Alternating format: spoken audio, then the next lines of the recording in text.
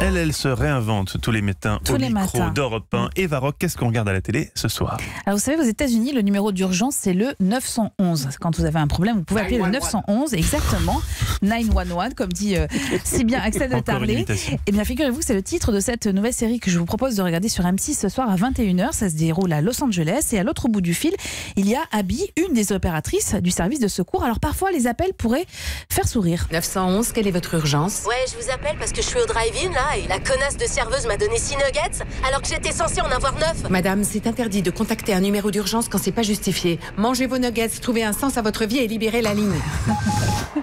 Et puis parfois, malheureusement, l'humour n'est pas de mise. 911, quelle est votre urgence? Bonjour, j'habite dans un appartement au 876 McCain. Je suis dans ma salle de bain et je crois que j'entends un bébé qui pleure dans le mur. Il y a un bébé sur un mur? Non, pas sur un mur, dans le mur. Il y a un bébé à l'intérieur du mur. Je pense qu'on l'a jeté dans les toilettes et qu'on a tiré la chasse d'eau. Un bébé coincé dans une canalisation pour une histoire vraie, car la plupart des cas évoqués dans cette série sont des faits divers réels. 911, en fait, vous le verrez, c'est le quotidien des pompiers et de la police à Los Angeles, avec 3 personnages principaux, dont on suit également évidemment les aventures personnelles. Il y a Abby, donc l'opératrice du 911, capable de gérer les situations les plus dangereuses à distance.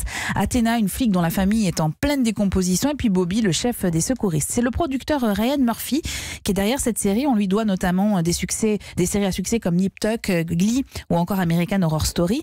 Et il a créé cette fiction, 911, alors que des secouristes ont sauvé la vie de son fils qui était à peine âgé de 11 mois.